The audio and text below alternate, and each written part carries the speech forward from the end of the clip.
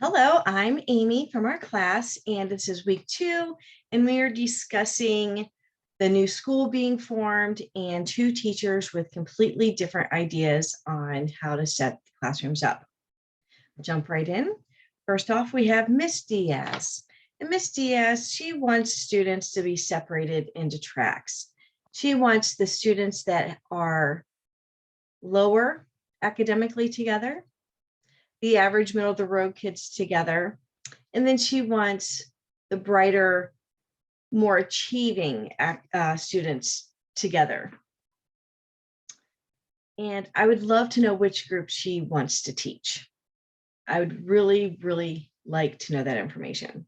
I'd wonder, if she has a play in this. Anyway, so Miss Diaz, she wants students separated into tracks, high, average, and low. There are some positives in this. For example, students aren't being compromised with each other's needs. So if you have the higher children, they can work at a faster pace. They don't have to slow down to wait for some of the students that are struggling. Okay. They don't need to adjust. The teachers don't need to adjust curriculum. Okay, here we are. We're all going to learn our multiplication, and we're all going to use the multiplication chart. Well, in the higher group, they're multiplying with fractions and decimals, and they're just going. The lower group, they're just learning how to use the multiplication chart. So the teacher doesn't have to try to do 3 different types of activities or lessons to get this one lesson across. Okay. The accommodations would all be the same. If students need modifications, they'd all be the same. She's not scrambling for different materials and tools. Okay. Easier on the teacher. Positive. And then students can progress with each other. Okay. I guess it's easy to tell which that I'm not a fan of her right now. There are some negatives in this. First of all, if students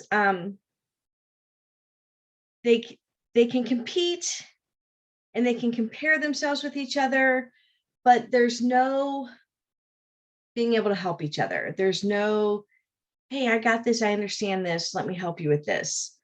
If one student gets left behind, 2 best friends, one gets to go to the higher group and one has to stay in the lower group, that might affect them. It might really have an effect. They might be embarrassed. I know, I'll tell you, I was put in a lower math group in 7th grade, and I hated it because all my friends went to the left and I had to go to the right.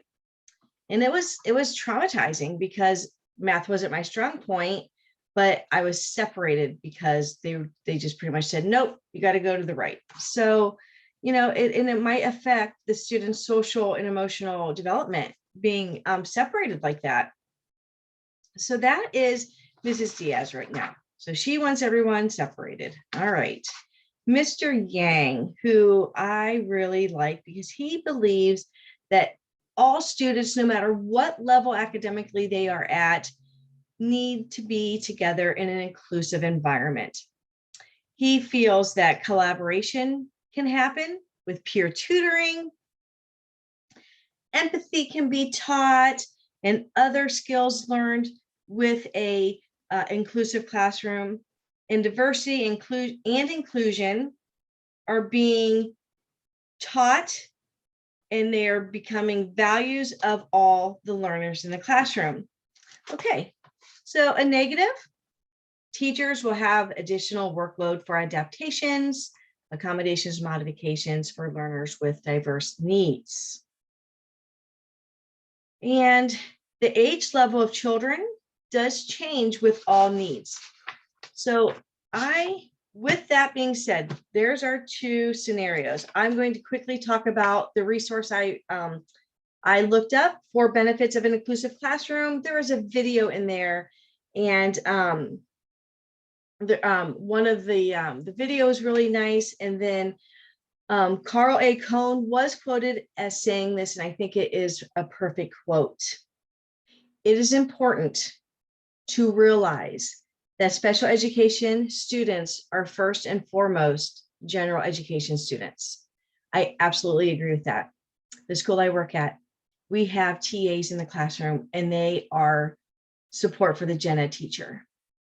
They, for some reason, shy away from our students from the Learning Center. I don't know why. And I have to tell them, hey, they're in the gen ed classroom. That means you also have to support them. Okay. Now, one of the things that I like about Mr. Yang is, he feels that students can learn together. And again, from this article, all students benefit from resources available. When I walk into the gen ed classroom, I never go to my students first. I walk around, I say hi to all the students. Some of them don't know me. I make sure I introduce myself. And now when I walk in, Miss Amy, can you come help me with this? I don't understand what I'm saying. My students, they're off somewhere working. I find myself helping more gen ed students. They're like, hey, can you help me with this? And then I had one, Miss Amy, can I come over to the Learning Center? I need some extra time on this. I'm like, it's open for everybody. Miss Amy, can I get a number line? Can I get a multiplication chart? Do you have any of your graphic organizers? Having that inclusive classroom, everybody benefits. The children that are higher academically, they get to help the children that are struggling. And then even the students that are struggling, there still might be somebody else that they can help. And it makes everybody feel empowered and important. So I truly believe that an inclusive classroom, Mr. Yang's idea, is really what all students need. And then from our live lesson last night, our live session on Tuesday night, all students feel supported intellectually and academically, and there's a sense of belonging regardless of identity. These students who have to leave for 30 minutes to come see me, I make it a point to let everyone know they're all invited. And the reason why some come to see me is because we learn differently. Nobody feels funny about it. No one feels, oh, because everybody, like the gen ed students want to come over. And then we did talk about, does the age level of children change with their needs? Definitely. As the students get older, we try to pull them out less and try to push in more before they get to middle school. But, I really hope that when we're all full-blown teachers, we just remember that everyone is important. Everyone is a gen ed student. Some just need a little extra help from us in the Learning Center.